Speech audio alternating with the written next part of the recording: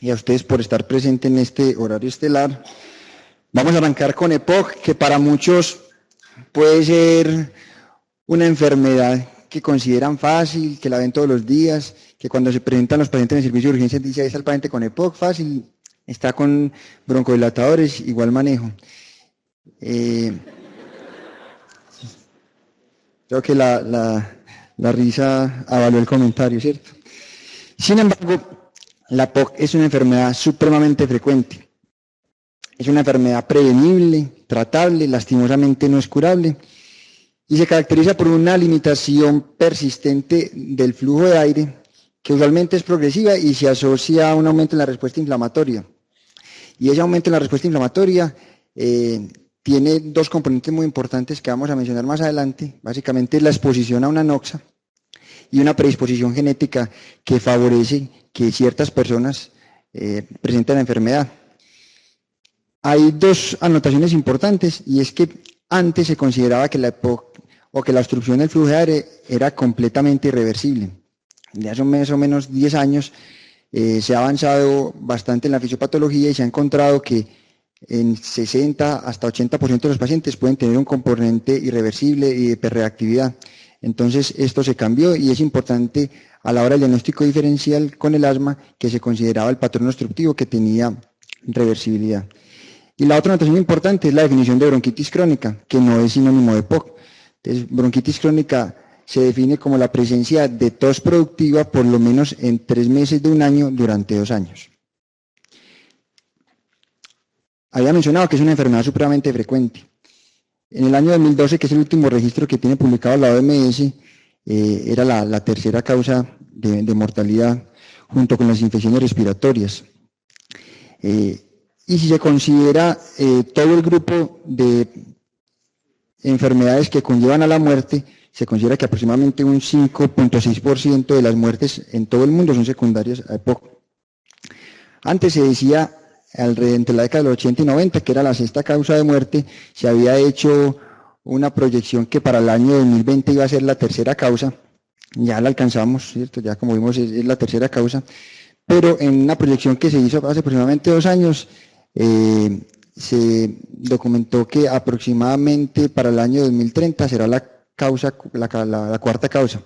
Y eso secundaria que pareciera que el tabaquismo viene disminuyendo, o que por lo menos se han intentado implementar algunas intervenciones que han logrado disminuir la mortalidad. ¿Qué tan frecuente es? Hay 2 estudios grandes para tomar la prevalencia pues, en nuestro medio. Uno llamado Platino, que se hizo en Latinoamérica y no participaron pacientes colombianos, participaron pacientes de México, de Venezuela, de Brasil, de Uruguay y de Chile. 5.400 pacientes, todos mayores de 40 años, y las prevalencias eran variables. México reportó una de 7.8% y en Uruguay fue donde más se demostró, del 19.7%. Pero en Colombia hicimos un estudio que contó con una población similar, 5.500 pacientes también con el mismo rango de edad, mayores de 40 años, y se reportó una prevalencia del 8.9%. Entonces uno diría, pues estamos bien si nos comparamos con el resto de países. El problema viene acá. Casi todos los diagnósticos de POC fueron porque el médico dijo o porque había clínica sugestiva, pero un porcentaje muy bajito tuvo confirmación espirométrica.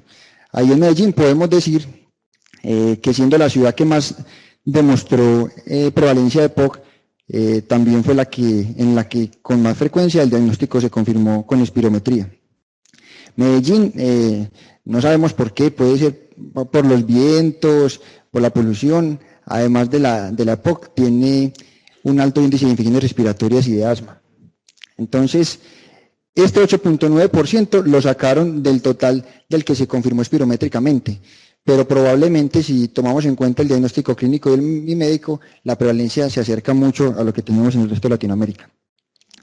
Es una enfermedad supremamente costosa, pues aquí en Colombia no sabemos realmente cuánto cuesta, porque ustedes saben las limitaciones que tenemos para el registro, pero en la Unión Europea y en Estados Unidos, que miden todos los costos, se considera que aproximadamente en Europa se consume el 6% de todo el gasto de salud en infecciones respiratorias, en enfermedades respiratorias. Y de eso, un poquitico más de la mitad es por EPOC. Tiene un costo aproximado en el año de $4.000, el 45% de eso en hospitalizaciones y un 16% en medicamentos. En Estados Unidos, $50 billones se gastan anualmente en EPOC. Y en países en desarrollo como el nuestro, se pueden medir los costos directos relacionados pues directamente con la atención y con el costo de salud, y unos costos indirectos que parecieran más altos, porque como hay más trabajo informal y más desempleo, que una persona deje de trabajar porque tiene EPOC tiene un costo supremamente alto. Y la causa, casi siempre el cigarrillo, ¿cierto? Hemos sabido que la EPOC se asocia con el consumo de cigarrillo, aunque no es una condición pues que sea obligatorio. Hay otros factores de riesgo para enfermedad pulmonar obstructiva crónica. El tabaquismo nunca quita el riesgo. El que fumó va a tener riesgo toda la vida si está a la predisposición. Pero hay otros factores como el haber cocinado con leña. Y este factor de cocinar con leña se presenta cuando hay una exposición aproximadamente de 10 años. Entonces mucha gente, usted le pregunta, ¿usted cocinó con leña? Y dicen sí, y ahí me anotan que sí. ¿Cuándo cocinó? Pues cuando estaba chiquita en la finca, como hasta los 6 años, mi mamá cocinaba con leña. Ese factor no cuenta. La exposición o lo que tenemos demostrado hasta el momento es que sea por lo menos durante 10 años, o más de 20 horas a la semana. Hay otras condiciones que han demostrado que pudieran asociarse con generar un patrón obstructivo y un comportamiento clínico similar a la EPOC, como sufrir de tuberculosis. Aquí esta es una de las series que más se hace referencia pues, en los diferentes artículos, y el OR de haber tenido tuberculosis es muy alto, pero porque tenían una muestra muy pequeña. Estos pacientes hacen neumopatía obstructiva y consultan frecuentemente por exacerbación de los síntomas. Siempre se piensa que hubo una recaída de la enfermedad, se toma vaciloscopias, pero lo anoto porque con mucha frecuencia estos pacientes que tuvieron tuberculosis con gran compromiso del parénquima pulmonar se manifiestan como una EPOC luego de la resolución de la enfermedad. Y hace como 2 semanitas se publicó un artículo en el New England hablando de la importancia de las infecciones en la edad pediátrica e incluso el desarrollo embrionario en la etiología de la EPOC. Se lo recomiendo. No está pues en la bibliografía porque solamente toca unos apuntes sobre la etiología, pero me parece pertinente que si lo pueden revisar. Los pacientes que tienen asma tienen un riesgo aumentado de tener EPOC 12.5 veces. Los pacientes más pobres tienen riesgo mayor que los pacientes que están en países desarrollados para tener EPOC. Las infecciones, como ya mencioné, y hay una condición muy importante genética, que es la deficiencia de alfa-1 antitripsina, explica alrededor del 1%, un poco menos de los casos de EPOC, pero se debe tener siempre en cuenta cuando hay un paciente al que le diagnosticamos EPOC por debajo de los 40-45 años. Y en general se caracteriza porque hay un componente enfisematoso muy importante. La fisiopatología había adelantado pues que hay 2 cosas fundamentales, es una predisposición genética y la exposición. Tomando pues el cigarrillo, que es el que está más ampliamente estudiado, entonces el tabaquismo genera una inflamación tanto en la vía respiratoria como en el alvéolo. En el alvéolo entonces activa los macrófagos alveolares y en la vía respiratoria genera una hipertrofia de la musculatura lisa que finalmente lleva por la recurrencia del proceso inflamatorio a que haya una obstrucción del flujo aéreo. Y ambas en conjunto favorecen toda la sintomatología. Además, las células espumosas que están en el epitelio respiratorio aumentan la secreción, pero esto no es una condición permanente en todos los pacientes. ¿Por qué unos hacen más destrucción alveolar y generan más enfisema y por qué otros hacen bronquitis? Eso no está claro. Se conocen algunas asociaciones entre la forma de fumar, entre el tiempo de exposición al tabaquismo, entre el sexo. Pareciera que las mujeres hacen más bronquitis, pareciera que los hombres hacen más enfisema, pero no hay nada pues claro y contundente que se pueda asociar a desarrollar uno u otro fenotipo. Nuevamente recalcar que entonces el flujo aéreo depende básicamente de 2 variables, la presión y la resistencia. La resistencia en la EPOC está aumentada en la vía aérea, por lo que mencionamos, ¿cierto? Al haber hiperplasia de la musculatura lisa, entonces hay una limitación para que el aire salga, y el parénquima pulmonar, cuando se destruyen los alvéolos, pierde la elasticidad o compliance, que es fundamental para poder sacar el aire.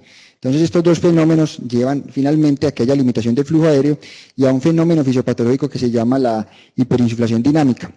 Y es que cuando usted le toma una placa a un paciente con EPOC que esté estable, puede haber signos de atrapamiento de aire, como vamos a ver ahorita más adelante, pero cuando llega en exacerbación de la EPOC, esos signos empeoran. O cuando usted pone al paciente a hacer ejercicio, esos signos empeoran. Porque a medida que la función ventilatoria se estimule más o haya alguna anoxia que precipite una exacerbación, se favorece la obstrucción del flujo aéreo y a aumentar el volumen expiratorio residual, y finalmente eso lleva a que el paciente tenga limitación para expulsar el aire. Hay una relación directa entre el BEF1 y la exposición. Después de los 30 años, ustedes saben que todo va para abajo, ¿cierto? Se envejece el riñón, el corazón, mencionemos esos dos solamente. En los pacientes que fuman, si se perpetúa el tabaquismo, vemos como la curva, la pendiente cae mucho más abruptamente. Cuando ese paciente deja de fumar, aunque no se recupera nunca, la curva normal sí mejora, disminuye pues la pendiente, y el paciente tiene una disminución progresiva del BEF1 más lenta que si siguiera fumando. De allí la importancia de insistir en la consejería para abandonar el tabaquismo.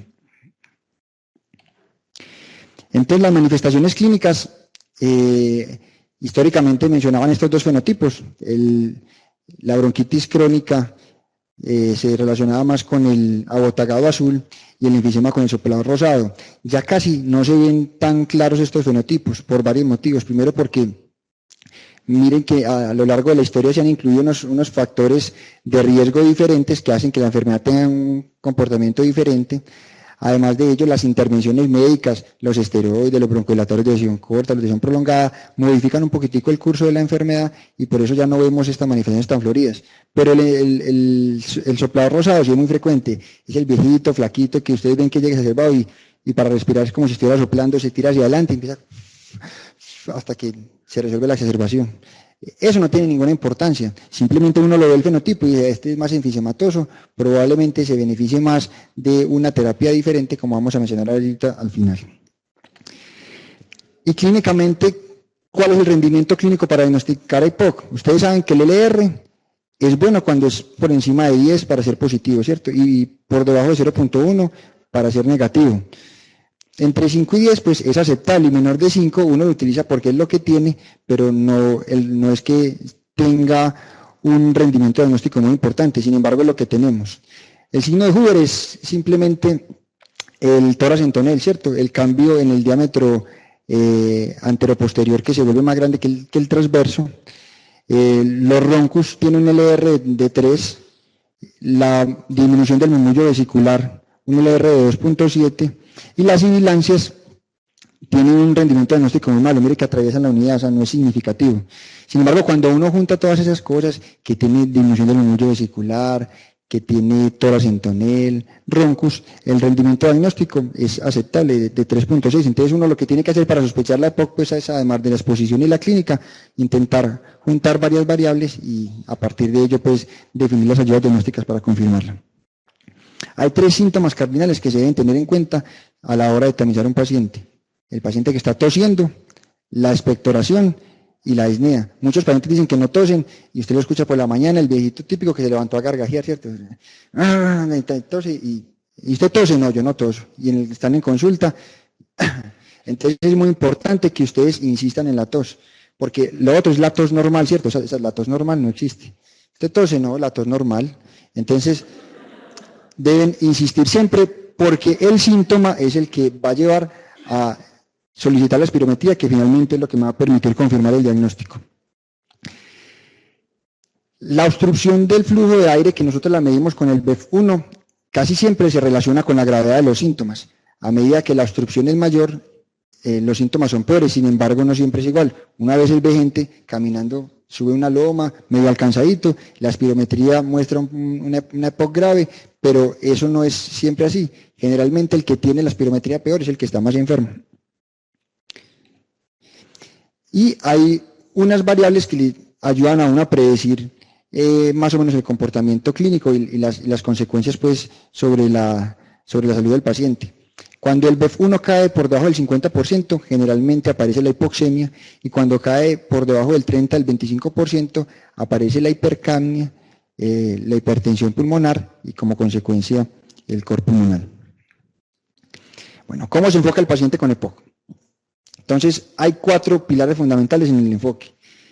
El nivel de los síntomas, que el más grande es la disnea, pero como vamos a ver, hay unas escalas nuevas, unas propuestas nuevas que parece que nos demuestran más el estado del paciente real. El riesgo de exacerbaciones o el número de exacerbaciones, la espirometría, que finalmente es la forma como diagnosticamos EPOC. Hasta la fecha se dice que si usted no tiene la confirmación espirométrica, realmente no pudiera hablar de EPOC. Y finalmente las comorbilidades, porque representan un condicionante pronóstico para el paciente. Entonces, ¿cómo evaluamos los síntomas? La escala modificada MRC. Y acá quiero hacer un llamado de atención para que cuando evalúen la disnea utilicen esta escala. NIHA es solamente para falla cardíaca. Si el paciente tiene angina, utilizo Canadá, ¿cierto? Y ninguna es para evaluar la funcionalidad del paciente, porque eso con frecuencia ve uno que colocan en la historia. Paciente NIHA 4, y con mucha disnea, no, es que ya no come, lo tienen que bañar, eso no. NIHA, falla cardíaca, y MRC es para la EPOC, pero más o menos son parecidas.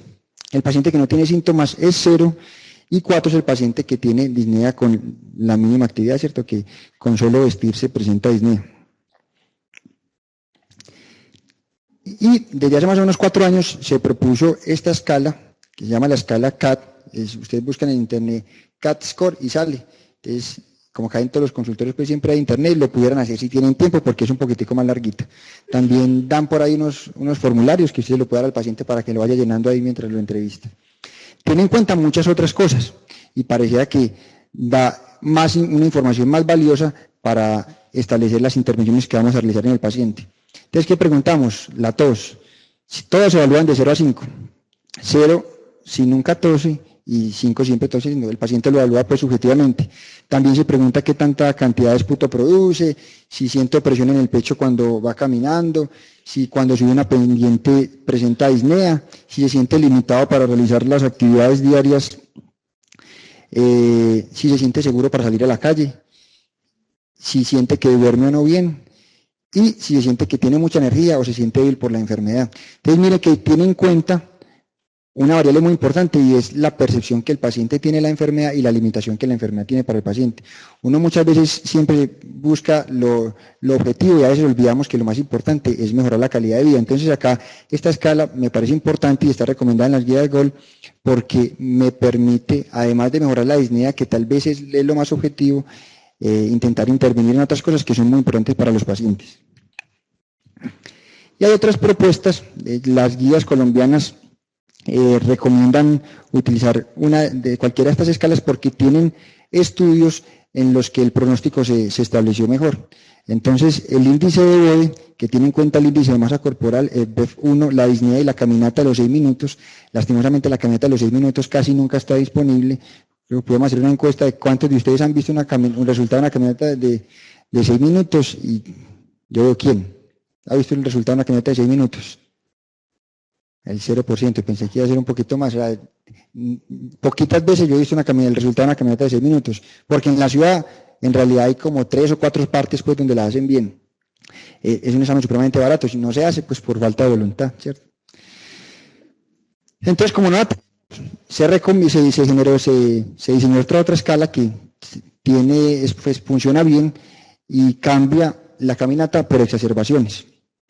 Entonces, el BODE me establece el pronóstico, mire, mortalidad de 12 a 24 a 52 meses. Un BODE de 7 a 10 puntos tiene una mortalidad de 52 meses del 80%, o sea, supremamente alta. Se tiene en cuenta también para el trasplante de pulmón. Generalmente, cuando un paciente tiene un BOE por encima de 7, sería candidato a trasplante de pulmón, obviamente teniendo en cuenta otras variables. Y las exacerbaciones es algo supremamente grave. Más que la entrega de la ronda al que le vamos a poner esteroides, broncodilatadores y al otro día va para la casa, cada que un paciente se exacerba, se aumenta la mortalidad. Este fue un estudio que lo diseñaron fácil, miraron los pacientes que no se exacerbaban, los que tenían exacerbaciones graves y los que tenían exacerbaciones leves. Los que tenían exacerbaciones graves, que son la curva C, se morían, tenían un riesgo de muerte de 4.3 veces mayor que los que no se exacerbaban. Y tenían los que se exacerbaban de vez en cuando y que no eran graves, tenían un riesgo 2.2 veces mayor que los que no se exacerbaban. Entonces, las exacerbaciones más que empeorar los síntomas son un marcador de mortalidad muy importante.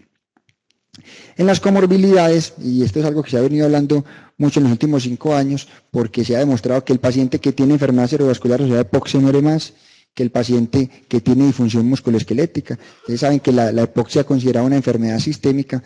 Debido a la hipoxemia hay aumento de los niveles de factor de necrosis timolar y así como ocurre en el cáncer, los pacientes hacen caquexia. Entonces, esos pacientes, al perder masa muscular, también pierden mecánica ventilatoria y eso les condiciona un poco pronóstico.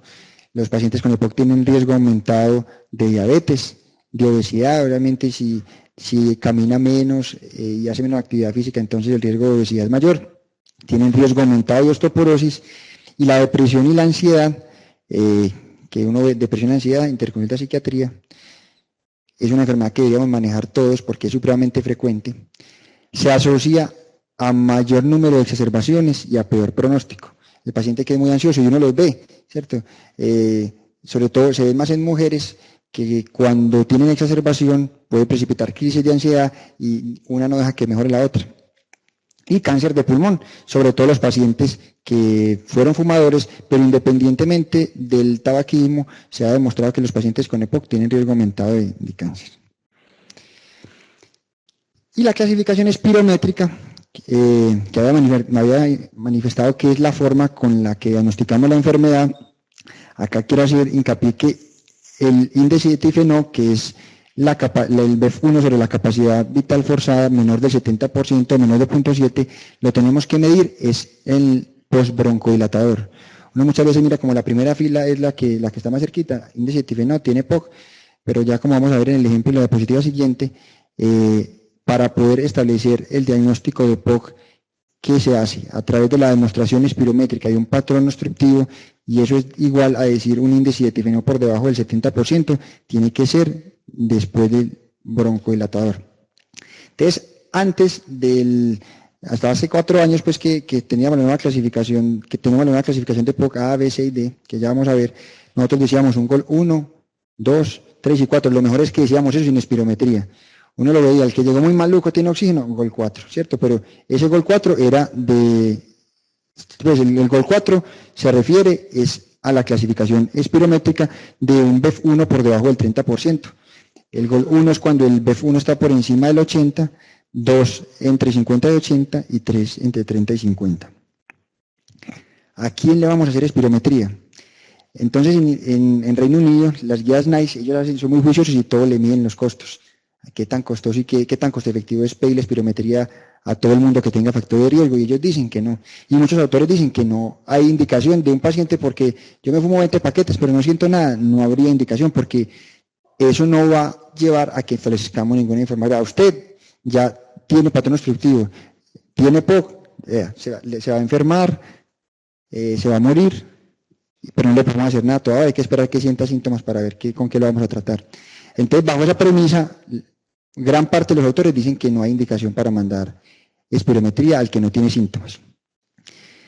Las guías colombianas, acá que tenemos tanto dinero para invertir, decimos que todos los pacientes que fumen deberían tener espirometría. Sin embargo, lo claro es que todo el paciente que tenga síntomas, los cardinales que mencioné, tos, expectoración y disnea, en presencia de tabaquismo, deberían tener una evaluación espirométrica. Y no solo pues de tabaquismo, que trabaje en una empresa de químicos, que tenga exposición pues a biomasa. Pero hay unas contraindicaciones que tenemos que tener en cuenta, no son muy frecuentes, pero sí se deben tener en cuenta a la hora de prescribir una espirometría. Si un paciente tiene un neumotórax activo o tuvo un neumotórax reciente, es el típico que debutó porque llegó a urgencias con disnea, se le reventó una bula y sale para la casa, vaya a hacer la espirometría mañana. Eso es una contraindicación absoluta. El paciente que esté con hemoptisis, que tiene una enfermedad coronaria inestable, que tienen cardiopatía isquémica o que vienen saliendo de un evento tromboembólico venoso reciente, que tienen aneurismas en sistema nervioso central o abdominales, pues porque la valsalva puede hacer que se rompa un aneurisma, y que tengan desprendimiento de retina o una cirugía ocular reciente. Entonces aquí traje este ejemplo de dos espirometrías que solamente la primera es de POC, pero de una condición que se llama el síndrome de sobreposición. Voy a empezar primero, muestra flecha así, hablando del caso 4. Entonces vemos la espirometría, un índice de tifenol de 63.9. Recordemos que hay que mirar el post, aquí es obstructivo, aquí no. O sea que yo no podía hablar que el paciente tiene un componente obstructivo. Pero en esta espirometría, mire cómo estaba antes del broncodilatador y cómo mejoró después del broncodilatador. Pasó de 2.17 litros a 2.74, más de 200 mililitros y un cambio del 26%. Para yo definir que hay respuesta al broncodilatador, tengo que tener en cuenta dos cosas juntas, no por separado. Un aumento del 12% y de 200 mililitros. Si no cumple con las dos condiciones, yo no puedo decir que hubo respuesta al broncodilatador. Entonces, esta es la historia de una chica de 16 años que consultó por episodios de broncoespasmos recurrentes, que cada que le daba gripe se asfixiaba, le hizo una espirometría, y esta es una espirometría de una paciente con asma. Y esta es una señora que dijo que había sufrido de asma en la infancia, tiene 68 años y cocinó con leña y sigue cocinando con leña de lunes a viernes, que está en la finca. Ya cuando baja al pueblo sí cocina con gas. Entonces tiene tos, disminución de la clase funcional, no ha tenido exacerbaciones, y le mandaron una espirometría. Índice de tifenol pre 46.7 obstructivo, post 50.3, entonces decimos que la paciente tiene un patrón obstructivo. Ahora miremos qué tan grave es. BEF1, 1.65 litros, pasó a 1.94, hubo un cambio de más de 200 mililitros y del 18%. Entonces, en un paciente adulto es muy difícil decir, ¿será que este tiene POC o será que tiene asma? ¿Cierto? Entonces, uno allí tiene que echar mano de las otras ayudas diagnósticas, de las imágenes y de la clínica, ¿cierto? Si el paciente nunca resuelve los síntomas, es más probable que tenga EPOC, sobre todo la broncorrea. Ustedes, los pacientes con asma, en los periodos intercrisis no los ven tosiendo todo el día. Entonces, vea, tiene una clínica muy sugestiva de EPOC, pero tiene respuesta al broncodilatador, muy probablemente tenga un síndrome de sobreposición, que ahorita más adelante les voy a manifestar porque es importante diagnosticarlo. ¿Qué otras ayudas diagnósticas? Siempre, todo paciente con EPOC tiene que tener hemograma. ¿Y hemograma para qué? Para evaluar sobre todo si hay anemia. La anemia empeora los síntomas y es un condicionante de peor pronóstico. Y de la mano con la anemia, la poliglobulia, la policitemia. Los pacientes que tienen hematocrito por encima de 55, eso generalmente se asocia a hipoxemia crónica, y como vamos a ver en las indicaciones de oxígeno domiciliario, es una de las condiciones para prescribir oxígeno domiciliario en el paciente, siempre y cuando pues, se demuestre la hipoxemia. Siempre es importante hablar de la función renal, sobre todo a la hora de prescribir medicamentos. Los gases arteriales, no a todo el mundo. Tiene POC, nunca ha estado exacerbado, no ha estado hospitalizado, hagas estos gasitos a ver cómo está. Pulsioxímetro, ya casi todo el mundo tiene ahí en el consultorio, si está saturando más de 90, no mandemos gases, que eso duele mucho y es costoso. Los gases los vamos a mandar al paciente que esté en el hospital y no le hemos podido desmontar el oxígeno, pidamos los gasitos para mandarle, o al paciente que tiene muchos síntomas y que la saturación está por debajo de 90. Acuérdense que les había manifestado que generalmente la hipoxemia y la hipercamia se van a manifestar entre más disminución tenga del BEF1. Y las imágenes. ¿Para qué mando imágenes? Sirven para el diagnóstico. Han salido unos estudios que uno pudiera hacer diagnóstico con tomografía de tórax de alta resolución. Incluso han demostrado pacientes que tienen espirometría normal, tienen la exposición, tienen síntomas, les hacen TACAR, se demuestra enfisema y hay una diferencia hasta de un 20%. Pero a la fecha no hay recomendación pues, para solicitar tomografía de alta resolución para el diagnóstico. Las imágenes sobre todo las mandamos en búsqueda de diagnósticos diferenciales. Siempre mirar que no haya cardiomegalia en búsqueda de falla cardíaca, que no haya una masa, que no haya derrames pleurales. Y en la exacerbación siempre es fundamental mandar radiografía por el riesgo aumentado que tienen de neumonía. Y aunque no estamos en charla de asma, hago un llamado a que los pacientes con asma, en principio no hay que mandarles radiografía de tórax cuando lleguen con crisis. La probabilidad de que un paciente con asma tenga neumonía como causa de la crisis es supremamente baja, salvo en los pacientes que tienen una crisis asmática grave. Mientras que en EPOC siempre. O sea, no debe pasar que llegue con EPOC, broncodilatadores, esteroide y no tenga placa. Si llega exacerbado debe tener una plaquita. Y el electrocardiograma. El electro es una herramienta supremamente útil, barata y disponible y me puede aportar muchas cosas. Los pacientes con EPOC tienen un riesgo aumentado de la arritmia más frecuente que es la fibrilación auricular, tienen un riesgo aumentado de hipertensión pulmonar y de cor pulmonar. Aquí vemos algunos hallazgos sugestivos de anormalidad del ventrículo derecho o disfunción del ventrículo derecho. Primero, Rs en B1, con T invertidas en las derivaciones de B1 a B4, aquí vemos solamente B1, B2 y B3, una P alta mayor de 2.5, la llamada P pulmonar, y el patrón S1QTST3, que eso lo único que me habla es de disfunción del ventrículo derecho. Me dice S1QTST3 TEP, no, eso solamente me habla de disfunción del ventrículo derecho. Si yo tengo un paciente con una clínica aguda y me encuentro ese patrón, pues pudiera pensar que tiene una embolia pulmonar. Pero esto lo único que me habla es de la disfunción del ventrículo derecho. Si yo me encuentro en un paciente, debo hacer una ecocardiografía. Y la placa, entonces acá tenemos una imagen muy típica del paciente con EPOC, atrapamiento de aire. Recuerde que tenemos que medir los arcos costales anteriores, el séptimo debe siempre cruzarse con el diafragma. Si eso no pasa, digo que hay atrapamiento de aire, y además tenemos otras ayudas como el aplanamiento de los diafragmas. Vemos aumento en el volumen del parénquima pulmonar, un corazón como que ni se ve, como en gotera, ¿cierto? Entonces son signos todos de atrapamiento de aire, que en el contexto de un paciente sintomático y con sospecha de EPOC, pues aumentan la probabilidad diagnóstica. Y tomografía en realidad no debo realizar, salvo que esté buscando diagnósticos diferenciales, neoplasia. La sensibilidad de una radiografía de tórax para neoplasia es supremamente baja. Sin embargo, no hay a la fecha una recomendación fuerte que sugiera hacer tomografía como tamizaje, a pesar de que hay varios estudios que demuestran que la tomografía de tórax simple tiene un papel muy importante dentro del tamizaje para cáncer de pulmón en los pacientes fumadores. Entonces aquí vemos bulas, vemos enfisema. Y la caminata de 6 minutos. ¿Qué es la caminata de 6 minutos? Una terapeuta respiratoria coge al paciente y lo pone a caminar 6 minutos a un ritmo pues que no sea demasiado lento, pero no hay una estandarización de tiene que caminar tantos metros por segundo, no, camine, le pone un pulsoxímetro y está pendiente de cuánto tiene la frecuencia cardíaca. Hay estudios que intentan establecer qué tanto debería caminar una persona sin presentar disnea o que tenga limitación. En hombres más o menos 580 metros, en mujeres más o menos 500.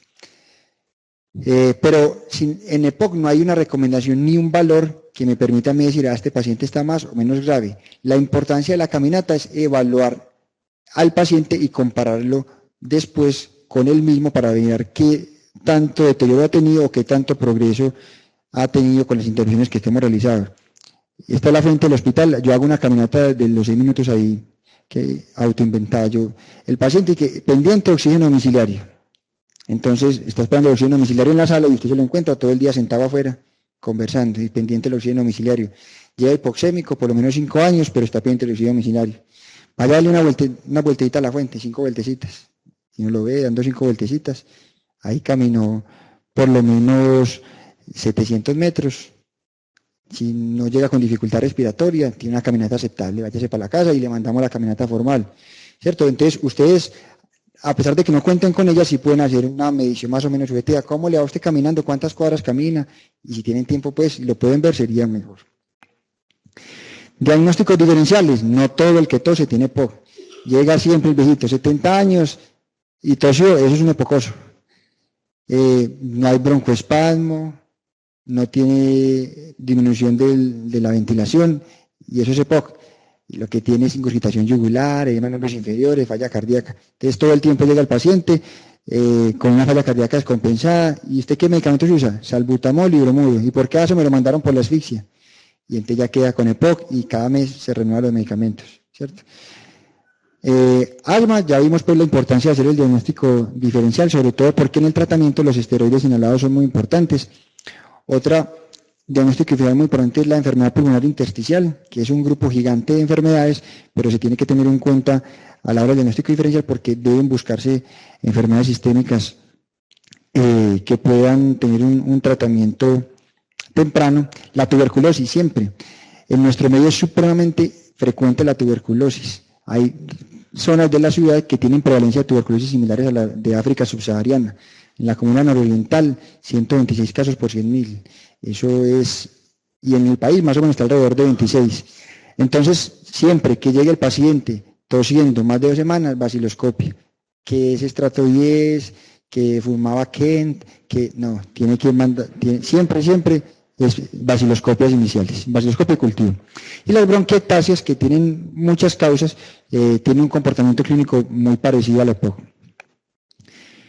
Síndrome de sobreposición, asma EPOC. Entonces, como les dije al inicio, antes se decía que era completamente irreversible y ya se ha demostrado que 60-90% de los pacientes tienen hiperreactividad bronquial.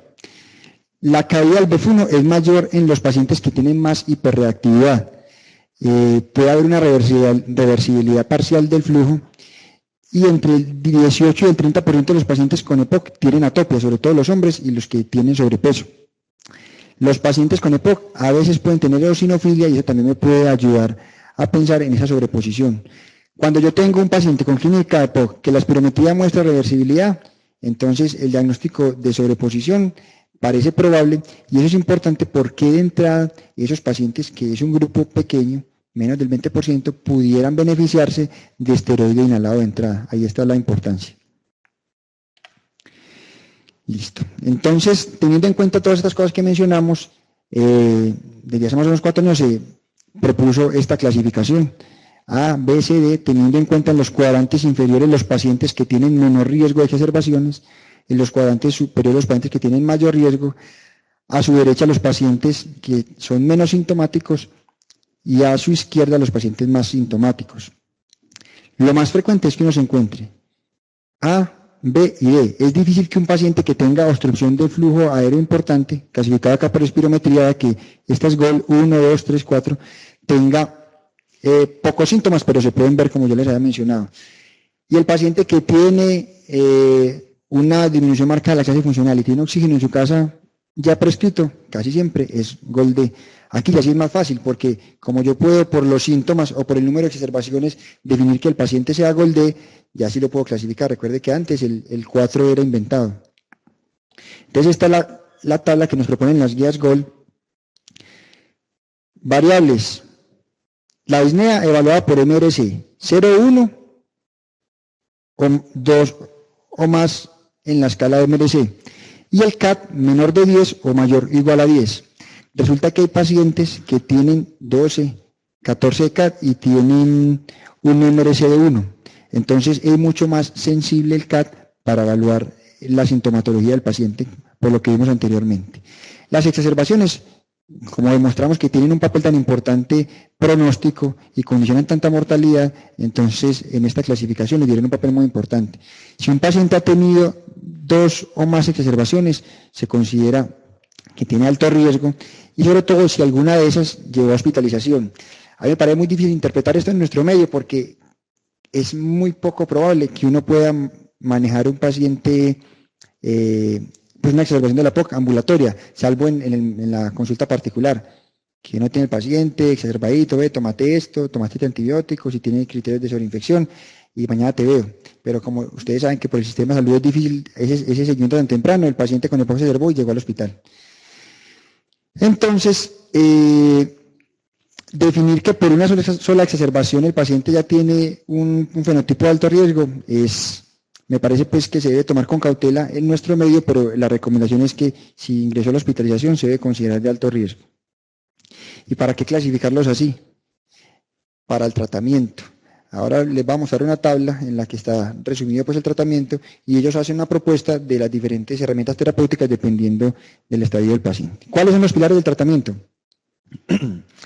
Aliviar los síntomas, mejorar la tolerancia al ejercicio, mejorar la calidad de vida, prevenir la progresión de la enfermedad, prevenir y tratar las exacerbaciones y disminuir la mortalidad. Uno casi siempre en medicina, siempre mira primero la disminución de la mortalidad, pero en la EPOC, como hay tan poquitas cosas que disminuyen la mortalidad, lo más importante es mejorar los síntomas y mejorar la calidad de vida. Y sobre todo, pues, disminuir las exacerbaciones que pongan en peligro la vida. De las poquitas intervenciones que han demostrado disminución de la mortalidad es el abandono del tabaquismo. Y es algo supremamente difícil. Primero porque las medidas farmacológicas, la evidencia, aunque es buena, no es contundente. No es que el que está tomando Champix dejó de fumar. Eso ha demostrado que tiene eficiencia, pero el rendimiento no es tan alto. Y en nuestro medio todas son no pos. Pero una consejería de solo 3 minutos pudiera lograr abandono del tabaquismo hasta el 10% de los pacientes. Entonces usted vea, ya tiene una enfermedad que se llama EPOC. Esa EPOC, usted ha visto los viejitos que están por ahí con oxígeno, esa EPOC lo va a llamar a que esté asfixiado. Además el cigarrillo le da riesgo de cáncer de laringe, cáncer de pulmón, cáncer de vejiga, aumenta el riesgo que le dé infarto, que le den derrames. Entonces, explicándole la noxa tan importante que es el tabaquismo para la vida humana, se pudiera lograr un abandono hasta el 10, y si se refuerza en cada consulta, de pronto lo pudiéramos lograr y sale muy barato pues. Las medidas no farmacológicas, rehabilitación pulmonar, supremamente importante. En los pacientes que tienen una clase funcional por MRS mayor de 1, o sea, 2 o más, y que haya tenido una exacerbación, que el paciente esté motivado y preferiblemente que no fume. Pues obviamente a terapia, si va el que no está motivado, no le va a servir. No es útil en los pacientes que tienen una apnea, el paciente que no se puede despegar el oxígeno ni para bañarse, ya la terapia no sirve. Y mínimo la deben hacer por 6 semanas. La vacunación contra la influenza es otra de las intervenciones que ha demostrado disminuir la mortalidad. Fuera que disminuyen las infecciones respiratorias bajas que requieren hospitalización, se comparan los pacientes que se vacunan y los que no, y se mueren menos los que se vacunan. Para neumococo, aunque no se ha modificado la mortalidad, es importante porque disminuyen las hospitalizaciones y las neumonías por neumococo, que es el agente etiológico más frecuente de las neumonías, y está indicada en los pacientes mayores de 65 años o en los menores que tengan comorbilidades o un BEF1 menor del 40%. ¿A quién le mandamos oxígeno? A los pacientes que tengan una presión de oxígeno por debajo de 55 milímetros de mercurio o que estén saturando menos de 88. Lastimosamente en el sistema de salud casi siempre exigen los gases, mucho más costoso, pero ellos prefieren tener los gases para poder aceptar el oxígeno. Y que eso se haga durante 3 semanas, una cosa muy importante. Entonces llegó el paciente exacerbado, le tratamos la exacerbación y empezó a mejorar, ya está sentado afuera de la sala esperando que le llegue el oxígeno, y la indicación, la recomendación es que se vuelvan a tomar unos gases a las 3 semanas a ver si lo necesitan. De ahí que están escuchando, a mí me mandaron oxígeno, pero después me lo quitaron, y eso es supremamente frecuente. La otra indicación es los pacientes que tengan una PO2 entre 55 y 60 y que tengan evidencia o de hipertensión pulmonar o de policitemia. La cirugía de reducción de volumen, las válvulas endobronquiales unidireccionales han demostrado mejoría funcional, pero son cirugías muy costosas y que se hacen poco en el medio. Y el trasplante pulmonar, en la ciudad, pues en la clínica cardiovascular se hace, el programa estuvo unos días parado pues por la crisis, pero esta semana me dijeron que lo vieron abrir y en una población seleccionada pudieran ser candidatos a trasplante. Entonces el tratamiento, los broncodilatadores de corta acción están indicados siempre para el manejo de los síntomas. Cuando el paciente tenga disnea, debe usar broncodilatadores de acción corta. ¿Cuáles son? Salbutamol y bromuro de platropio. Ninguno es mejor que el otro. Los pacientes pareciera que disfrutan más usar el salbutamol, pero en realidad en los estudios no hay ninguna diferencia en cuanto al beneficio. Cuando el paciente tiene muchas secreciones, probablemente el bromuro de platropio les ayude más. Entonces, en el paciente GOLD A, el tratamiento de elección es el sintomático. broncodilatadores de acción corta. Usted pudiera iniciarle broncodilatadores de acción prolongada a algunos pacientes, pero la recomendación clara está a partir del estadio B. Pudiera iniciar un anticolinérgico o un beta 2. En realidad no es que ninguno sea mejor que el otro, pero como el bromoletiotropo tiene un estudio en el que se demostró disminución de las hospitalizaciones, de las exacerbaciones que pusieran en peligro la vida, probablemente se favorece esta monoterapia inicial. Y en el paciente que no tiene mejoría, está recomendada incluso la combinación.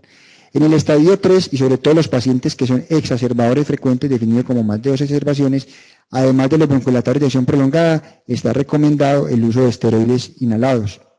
Y cuando son refractarios al tratamiento, tanto en el estadio C como en el D, está indicado el uso de terapias adyuvantes como un inhibidor de la fosfodiesterasa 4, un medicamento que se llama Roflumilast, está disponible en el medio, es muy costoso, pero se ha logrado demostrar que en pacientes con terapia óptima se logra disminuir las exacerbaciones entre el 20 y el 30%. Y otras terapias como el uso crónico de macrólidos, aunque los estudios no son muy concluyentes, parece que los pacientes que tienen exacerbaciones frecuentes y se les ofrece terapia antibiótica prolongada con claritromicina o citromicina, tienen un mejor pronóstico. Asimismo, los pacientes que tienen mucha broncorrea, el uso con N-acetilcisteína. ¿Y la teofilina qué? No tiene estudios que hayan demostrado un gran impacto en cuanto a la disminución de exacerbaciones, pero en los pacientes que tienen terapia óptima, se les da teofilina, parece que logran tener menos disnea y la mejoría sintomática en general es muy buena. Entonces, yo tengo terapia plena y sigue sintomático, le puedo poner teofilina, pero nunca pongo teofilina antes de tener la terapia plena. En el medio hay muchos broncodilatadores. Antes teníamos solamente Ceretide y Espiriva, que este es salmeterol-fluticasona y tiotropio. Ya tenemos broncodilatadores beta 2 solos como el indacaterol, otro anticolinérgico como el glicopirronio y la terapia combinada, que este es glicopirronio indacaterol, se llama Ultibro, y este lo lanzaron como hace un mes, que tiene umexidina bilanterol. Estos valen mucho, como 180.000 pesos. Este me gustaba mucho porque fue la primera combinación y valía como 130.000 pesos. Y este salió como a 100.000 pesos, pero todos están fuera del POS.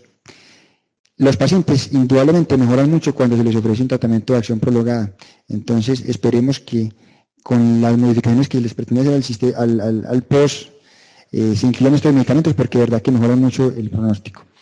Ese último, el indacaterol glicopirronio, publicaron un estudio recientemente que demostró que mejoraba un poquito más. Ellos muestran el estudio con mucha alegría, ¿verdad? Que fuimos mejor que el Ceretide, pero mejoró un 11% la tasa anual de exacerbaciones, teniendo en cuenta que la población que escogieron no era los exacerbadores más frecuentes, y una disminución hasta el tiempo de la exacerbación de 71 a 51 días, 20 días. Si uno mira pues eso clínicamente qué representación tiene, probablemente no sea mucho.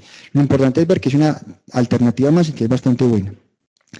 Y entonces, ¿qué hacemos acá si no tenemos nada en el post para darles a los pacientes? Entonces, lo que dice, el triple combo, llegó el paciente con EPOC, entonces le ponemos bromolipotropio, salbutamol y beclometasona. Probablemente eso cambie pues, después del plebiscito, pero entonces la recomendación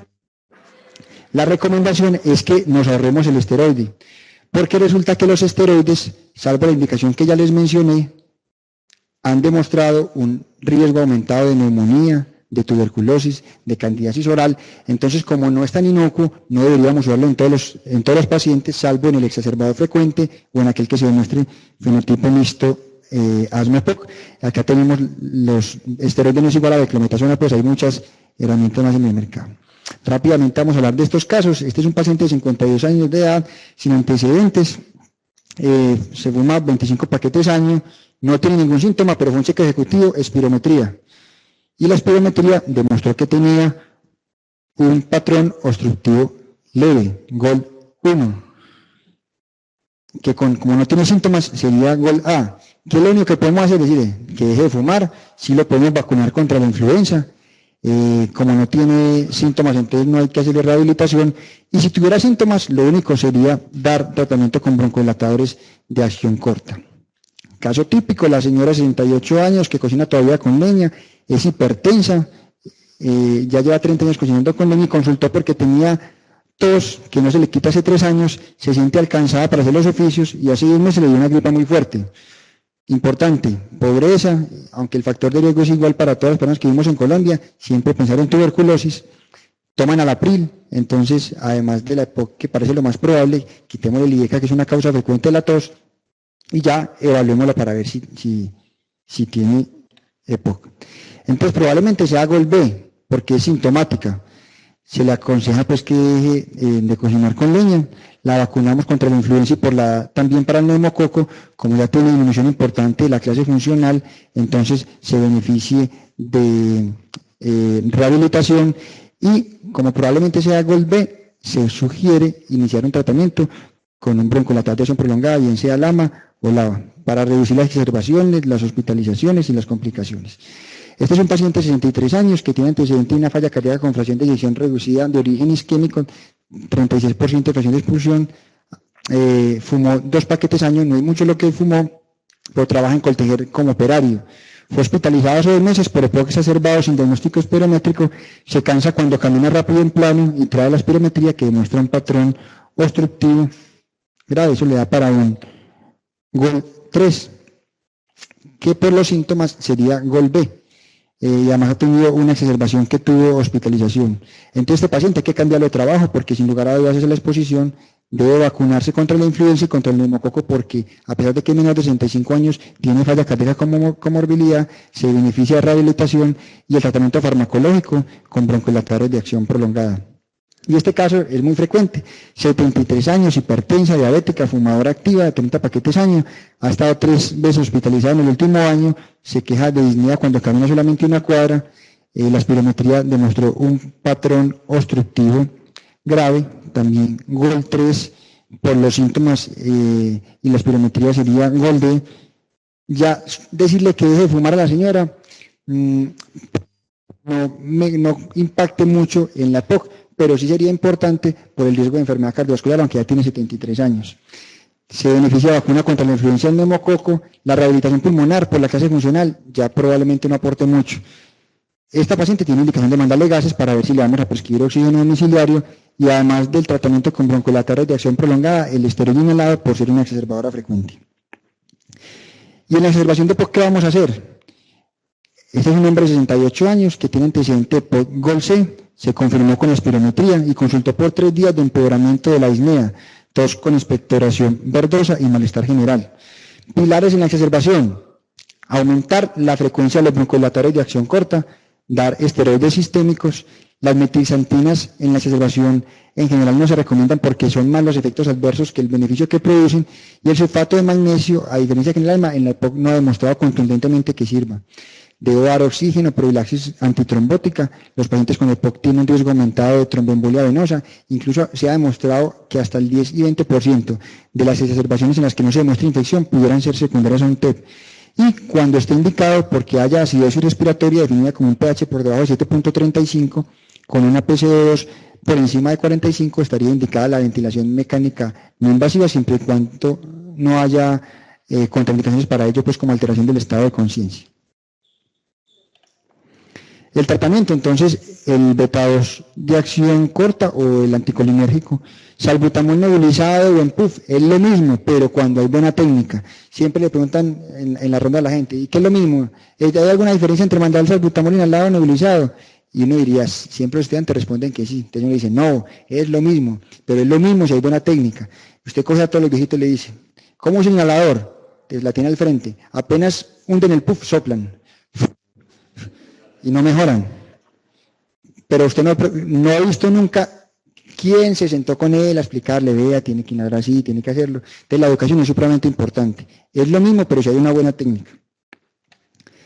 El ipratropio no hay ninguna diferencia cuando se compara con el salbutamol.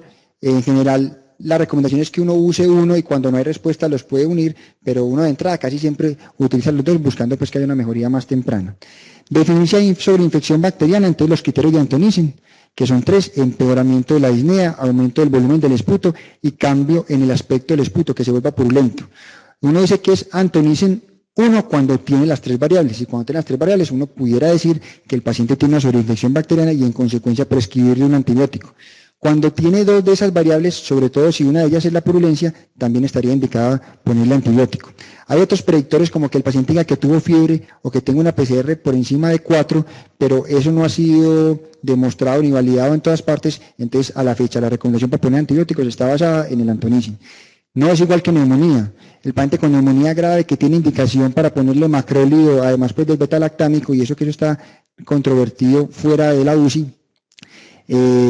eso es para el caso de neumonía. En EPOC usted escoge uno, un beta-lactámico, ampicilina sulbactam. Si tiene riesgo aumentado por exacerbaciones frecuentes que ha recibido antibiótico reciente, entonces pudiera ponerle piperacina tazobactam, o pudiera utilizar ceftriaxona. Casi no nos gusta por el compromiso pues, de la fluidez y la inducción doble, e incluso las fluoroquinolonas, que en nuestro medio no las utilizamos para ahorrarnos para la tuberculosis.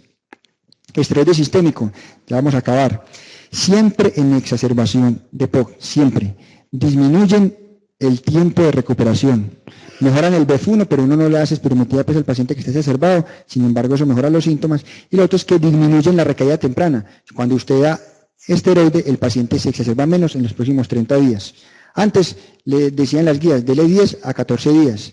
Y uno veía que en todas partes, casi todo aprendimos, 7, pero eso de 7 salió de unos estudios muy malos, sin embargo eso es lo que hacíamos. Hace poco se publicó en JAMA este estudio que se llama el REDUCE, que demostró que darle a los pacientes 5 días de prednisolona, 30 a 40 miligramos, el estudio lo hicieron más con 40 miligramos, no se encontró ninguna diferencia cuando se comparaba con los pacientes que le daban 14. Los pacientes tenían la misma tasa de exacerbaciones tempranas, tenían la misma resolución de los síntomas, entonces en principio a todos los pacientes les vamos a dar solamente 5 días de esteroides. Obviamente hay pacientes que ustedes son muy pegados y lleva ya 7 días y usted dándole hidrógeno broncohilatador y nada, ese paciente probablemente se pudiera beneficiar de un poquito más de esteroides, pero eso ya se deja a criterio clínico. Entonces este paciente no tenía una acidosis respiratoria importante, le pusimos oxígeno, los broncohilatantes de acción corta y la prednisolona por 5 días. Como tenía aumento de la purulencia, aumento del volumen y disnea, los 3 criterios de antonicin, o sea, antonicin 1, le empezamos a ampicilina sulbactam, que también la tendencia es que el antibiótico se acorte a 5 días. Porque entonces, ¿qué estaba pasando? 5 días de esteroide y sigue hospitalizado pendiente de antibiótico. Si el paciente va bien, con 5 días de antibiótico pudiera ser suficiente. Recuerden que la placa siempre debe estar en la exacerbación para descartar neumonía. Estos puntos clave los montaron a la plataforma, no sé si ya los tienen o apenas van a acceder a ellos. Me demoro 2 minutos, simplemente para recalcar que la POC afecta a un porcentaje muy importante de la población general mayor de 40 años y condiciona una alta carga de morbilidad y mortalidad, que los costos de atención para el sistema son muy altos, sobre todo como consecuencia de las exacerbaciones, y en nuestro medio se realizan pocas intervenciones en la prevención y en el manejo de la enfermedad. Debe tenerse un alto índice de sospecha en el paciente que tiene la exposición y tiene cualquiera de los síntomas cardinales, como disnea, tos crónica, expectoración y episodios de broncoespasmo. El diagnóstico se fundamenta en la clínica y se confirma a través de la espirometría con el índice de tifenol después del broncohilatador menor de 70%.